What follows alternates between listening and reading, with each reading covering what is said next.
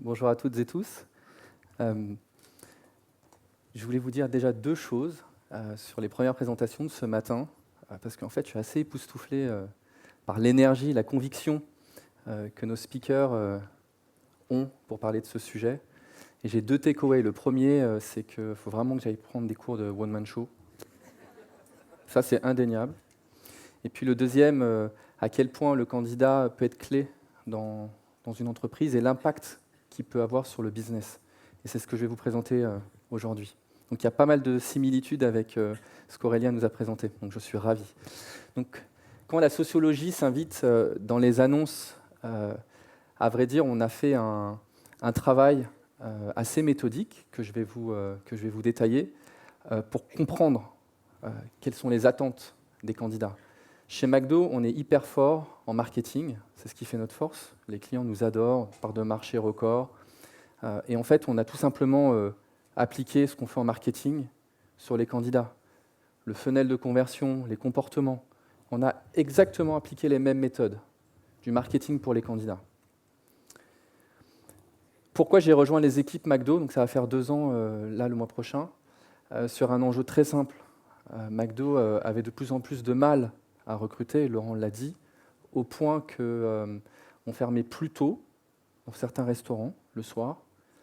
On fermait le lobby, là où vous rentrez pour aller vous restaurer. Et des fois, on était obligé de fermer les portes du resto sur les heures de rush, donc entre midi et 2 et le soir. Donc je vous laisse imaginer les clients qui arrivent, qui ont faim, qui ont envie de se faire un menu Big Mac, qui arrivent et qui trouvent les portes du resto fermées.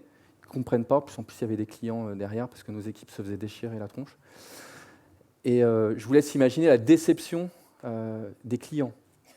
Et évidemment, un impact hyper fort sur le business, parce que ça impacte directement le bas du bilan. Donc de plus en plus de mal à recruter. Donc c'est pour ça que j'ai relevé ce challenge pour rejoindre les équipes McDo, pour remettre tout ça à plat et redonner un souffle au recrutement et à l'image. Ce que vous voyez à l'écran, c'est en gros un type d'annonce standard qu'on pouvait trouver sur Indeed ou sur n'importe quel job board. Ça a le mérite d'être clair, mais bon, voilà. Et c'était un peu le fil conducteur, hein, parce que c'est ça que les candidats voyaient. Ils arrivaient sur le site carrière, donc on n'en avait même pas. C'était un parcours du combattant, il fallait 80 clics pour postuler. Ouais. On a tout cassé. Et puis les entretiens de recrutement qui duraient 1 minute 30, on lui disait c'est quoi tes dispos, ok, tu présentes bien, ok, je t'embauche. Donc évidemment, ça ne marche pas. Pourquoi? Parce qu'en fait, aujourd'hui, les candidats ont le choix. Vous savez, le marché du travail il est assez tendu, hein. Des jobs étudiants, il y en a plein. Les candidats se renseignent sur l'entreprise. On s'est rendu compte lors des études que s'il n'y avait pas un alignement avec les valeurs de l'entreprise et leurs propres valeurs, ils zappaient. Ils se renseignent sur l'ambiance, Glassdoor, Indeed. Ils savent très bien se renseigner. Donc aujourd'hui, la tendance est inversée. On a besoin d'eux. Et certains candidats nous disent même, quand on leur dit « Ok, on est ravis de vous embaucher », ils disent « Ok, merci, je vais réfléchir un peu. Je vous rappelle demain. » Les candidats nous disent ça parfois. On est hallucinés pour un contrat je sais pas, de 25 heures par semaine quand même. Donc pour vous montrer à quel point les règles du jeu ont changé. Et on en a pris conscience. On a, comme je vous le disais, revu l'écosystème dans son ensemble. La plateforme de communication, les outils, la façon dont on véhicule les messages. On a refondu l'espace de candidature. Donc maintenant, il y a un vrai site carrière où les candidats peuvent postuler en moins de 5 minutes. On leur pose des questions clés pour préqualifier la candidature, au point qu'on leur donne la possibilité de postuler sans CV, en jouant avec un petit jeu cognitif qui dure 5 minutes et qui nous donne les traits de personnalité de la personne, les soft skills. Donc le candidat, en moins de 5 minutes, il peut postuler en se faisant une petite vidéo. On préfère ça qu'il pipote sur son CV. On a retravaillé, comme vous voyez sur l'écran, des visuels qui sont beaucoup plus attractifs et qui correspondent au code Instagram de ce qu'ils ont l'habitude d'avoir. On va en télé. Alors on le faisait il y a quelques années, mais on n'osait pas dire que McDo recrute. On avait honte de le dire. Pourquoi? On ne sait pas. On a cassé ce truc. Aujourd'hui, on le dit et ça marche. Et puis enfin, les réseaux sociaux, on n'y était pratiquement pas. Aujourd'hui, on y est en permanence avec des messages beaucoup plus attractifs. Et enfin, une stratégie de présence sur les job boards principaux avec les annonces. Et c'est de ça dont je vais vous parler. Pour pouvoir construire tout ça, on s'est posé plusieurs questions. Et puis surtout, on a essayé de les comprendre, ces talents, quelles étaient leurs attentes, qu'est-ce qu'on pouvait leur offrir, quels sont ces fameux candidats qu'on veut attirer. Donc on s'est posé ces trois questions auxquelles je vais répondre au fur et à mesure. On a fait un travail, ce qu'on appelle les personés. On a créé des portraits robots de ces fameux candidats, on en a fait une dizaine. Puis enfin, on s'est dit qu'est-ce qui les anime au quotidien. Et puis enfin, comment on répond à ça? Quelle est la promesse employeur qu'on peut leur adresser pour pouvoir les attirer? Alors, qui sont ces personés? On a fait un travail de fond qui est de cartographier nos candidats types. Donc, on a mené des entretiens qualitatifs, on a fait du quanti également, avec du social listening, on a ouvert des blogs dans lesquels on les a fait parler et ils nous ont dit plein de choses. Et on a essayé de ranger un petit peu toutes ces informations pour en extraire des portraits robots. Là, j'en ai extrait deux. Donc Claire qui est étudiante à Lille, Schema. Claire a fait un prêt bancaire pour financer ses études et donc elle cherche un emploi quelques heures par semaine pour financer ses études. Donc ses habitudes de conso, elle est plutôt Blablacar, Airbnb, donc l'économie participative. Elle s'habille chez Asos et puis elle commande assez souvent chez Deliveroo. Vous voyez à l'écran la cartographie. Donc on est allé se poser la question quels sont les types de jobs qu'elle recherche. Ça va de babysitting, cours particuliers, vendeuse. Sa façon de chercher du boulot, donc elle cherche régulièrement. Son autonomie par rapport aux réseaux sociaux, quel type de réseau social elle utilise, si elle est plutôt Insta, Facebook ou LinkedIn. Et puis enfin, ses points de contact pour chercher un emploi. Puis on les a plus ou moins gradués pour se dire finalement, Claire, qui nous intéresse, étudiante, comment on va lui adresser le message et où on va lui adresser le message. Un deuxième exemple, Wilfried, un personné qui est totalement différent. Wilfried habite à Aix-en-Provence. Wilfried a laissé tomber ses études, il a enchaîné les petits boulots et là maintenant il voudrait vraiment s'insérer et avoir un emploi stable dans lequel il pourrait se développer. Ça tombe bien, chez McDo, on recrute sans CV, on recrute sans diplôme, on est une école de formation extraordinaire et donc bienvenue chez Wilfried. Wilfried, c'est type de consommation très digital aussi, plutôt sur Tinder, donc Zapper. Il a sa banque chez Monabank et puis il s'habille chez Gestar. Le type de job qu'il recherche, livreur, chauffeur Uber, chef de rayon ou bien même vigile dans les magasins. Son type de recherche plutôt impulsif quand il y pense, quand il n'est pas feignant pour chercher du boulot. Et puis enfin, ses points de contact, Indeed, Adecco, Pôle emploi. Pareil, sur les réseaux sociaux, on a réussi en lui demandant quel type de réseau social il utilise, de se dire, voilà, c'est plutôt sur ce réseau qu'on va réussir à le toucher. Donc vous voyez à quel point on est rentré dans un détail assez profond pour vraiment comprendre qui sont ces candidats cibles. Et c'est exactement le même travail qu'on fait sur nos consommateurs. Quand aujourd'hui, ou même demain, on définit des nouvelles salades, on se dit qui on veut attirer. On veut attirer plutôt la mère de famille, plutôt le jeune étudiant. Tout ça, c'est exactement le même travail. Et puis enfin, on s'est posé la question, quelles étaient vraiment leurs motivations. Donc ils nous ont dit plein de choses, et il y a 3 motivations clés qui ont retenu notre attention. La première, c'est l'auto-centré. Moi, faire partie d'une équipe, c'est important, mais pouvoir vraiment m'en distinguer. La deuxième, c'est l'expérience. Aujourd'hui, ce qu'ils cherchent, c'est vivre des expériences pour mieux les liker, mieux les partager. Ils commentent tout et n'importe quoi maintenant sur le net. Donc ils veulent vraiment vivre des expériences. Et puis enfin, l'immédiateté. Aujourd'hui, ils nous disent on ne veut plus se projeter dans une carrière comme nos parents le faisaient. Leur objectif, c'était de rentrer et rester fidèles toute leur vie dans l'entreprise. Aujourd'hui, ça ne les intéresse plus, nos talents. nos 18-25 ans. Ce qu'ils veulent, c'est de l'expérience. Une fois que j'ai acquis mon expérience, je vais vivre autre chose. Ça nous va bien. Donc la question qu'on s'est posée, c'est quelle est la promesse employeur qu'on pouvait leur offrir? Parce que sur la base de ces 3 constats, on s'est dit, mais chez McDo, en fait, on a les réponses. On peut leur offrir de l'expérience, on peut leur offrir de l'acquis de compétences. Chez McDo, on peut faire 3 mois, on peut faire 6 mois, on peut partir, on peut revenir. On recrute 45 000 personnes par an, dû à notre activité, parce que les Français, et d'ailleurs on est le seul pays au McDo au monde où les Français mangent entre midi et 2 et 19h et 21h. Tous les autres pays dans le monde, ils mangent tout le temps. Donc on recrute principalement des mi-temps, donc il y a énormément de turnover qui est lié principalement à l'activité de nos restaurants. Et donc on est arrivé à l'expression créative de chez McDo, j'apprends à chaque instant. Le jeu qui répond à l'exigence du moi, le j'apprends qui correspond à l'expérience, et puis enfin, le chaque instant qui correspond à l'immédiateté.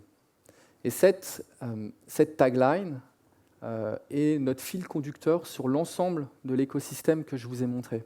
On retrouve cette signature partout, parce que c'est ça qu'on veut offrir à nos candidats. Donc comment ça s'articule ? On a décliné nos offres autour de trois preuves. Parce qu'une fois qu'on a cette promesse, il faut la prouver. Il faut prouver que ça existe. Et puis c'est surtout qu'il faut que le candidat la reçoive et se l'approprie. On l'a découpé en 3 morceaux.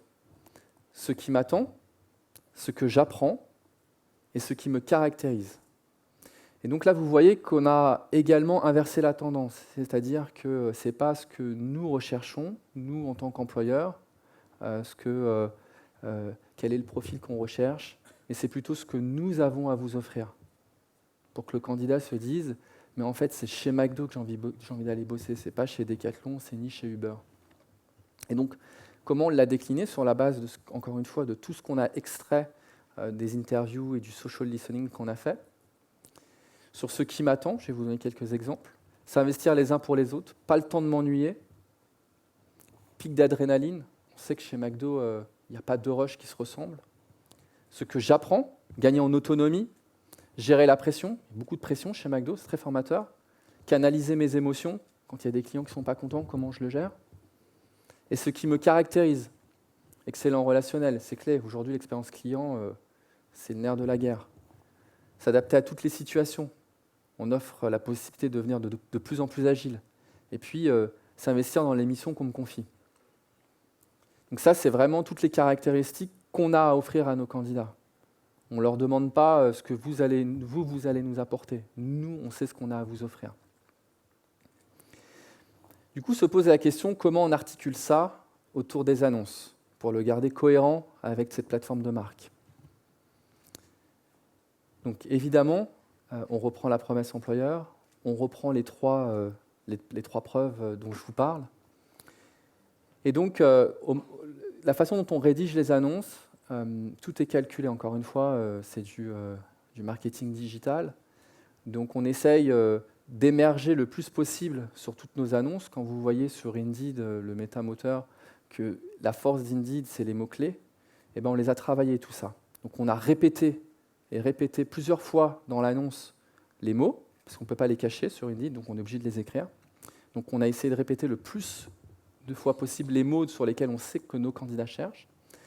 On a évité les parenthèses. Ça, dans les algorithmes, on est pénalisé. Si vous faites un peu de SEO, vous le saurez. Et puis enfin, pour personnaliser l'annonce le plus fort possible, on a créé des témoignages. Parce qu'en fait, on s'est rendu compte que nos candidats sont nos clients avant tout. L'effet miroir chez McDo est très très fort. Souvent, les candidats viennent postuler dans un restaurant parce que c'est leur restaurant où ils ont l'habitude d'aller. Ils ne vont pas chercher un restaurant à l'opposé de chez eux. Donc l'effet miroir est assez fort et donc on a voulu créer un effet d'empathie en créant un témoignage où c'est un équipier, une équipière qui raconte son expérience sur un petit format de quelques lignes. Et puis enfin, on a essayé d'être le plus lisible possible avec un vocabulaire assez facile, plutôt parlé, qui correspond à la cible des 18-25 ans. là, vous allez me dire à quoi ça ressemble. Ça ressemble à ça. Donc ça paraît long, ça paraît assez dense à l'écran, mais en fait, c'est quelques lignes. Et donc là, vous voyez le témoignage d'une équipière polyvalente qui raconte son expérience et qui dit quand je suis arrivé, la première fois chez McDo, on m'avait prévenu que dans la restauration, je devais m'accrocher. Bim, un premier mot, restauration. Parce que souvent, c'est ce qu'ils recherchent.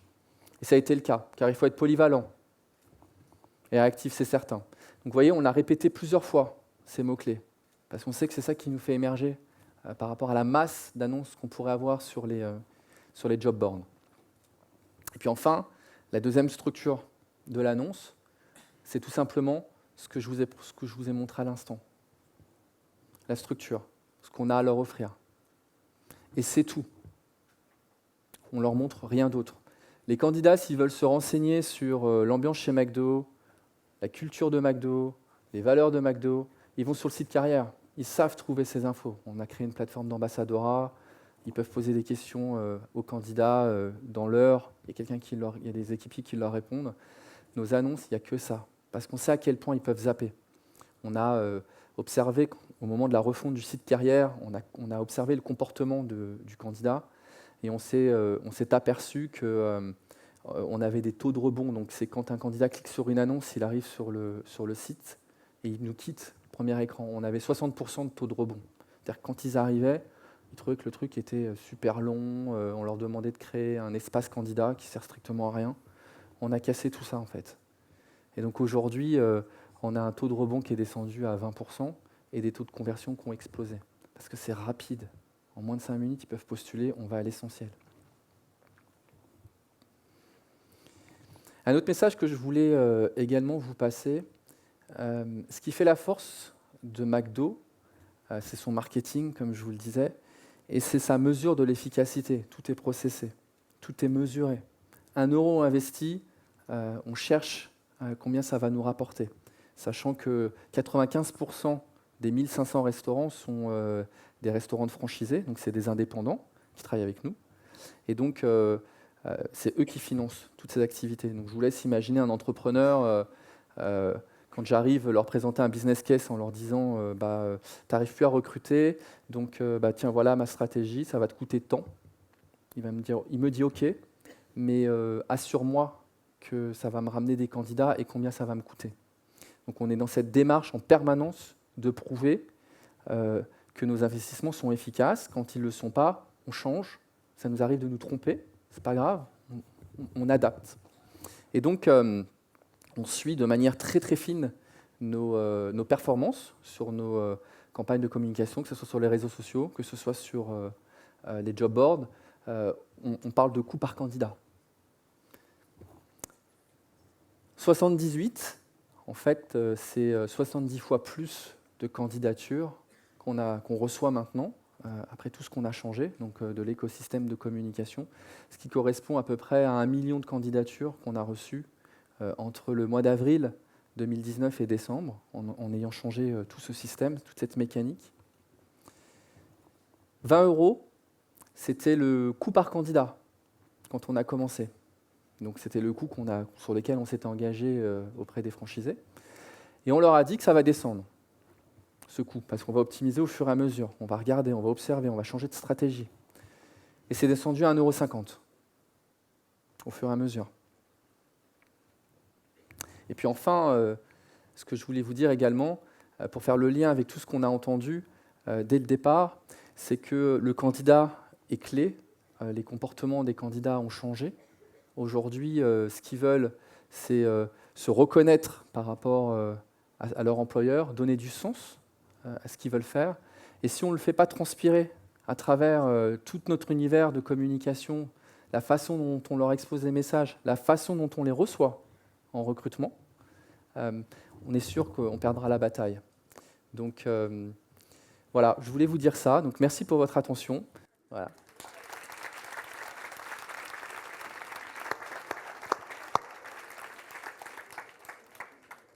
Alors, bonjour à tous. Moi, j'ai une question sur la data pour calculer le nombre de candidats. Facile de trouver, je pense, le nombre de candidats qui postulent sur le site internet, mais comment vous faites pour les CV qui, j'imagine, sont parfois encore déposés au comptoir des magasins Et comment vous faites pour les comptabiliser et comment vous les gérez? Alors, c'est une très très bonne question. Et c'est ce que je dis souvent aux franchisés qui ont assez peur avec le digital parfois. On leur dit, quand les candidats viennent avec leur CV en restaurant, évidemment, il ne faut pas leur dire rentrez chez vous, postulez. Alors, il y a les franchisés qui sont à fond et qui disent ah non, non, moi je ne prends plus de CV papier. Donc, on les fait postuler dans le restaurant parce qu'en plus, on peut se géolocaliser. Donc, c'est assez rapide. Les CV qui sont pris à la main, soit le recruteur parse le CV, donc il le prend en photo, ça le scanne, ça crée sa fiche candidat directement dans l'outil, là ça le rentre. Pour les recruteurs qui ne veulent pas se prendre la tête, voilà, qui gardent le papier, on les comptabilise pas.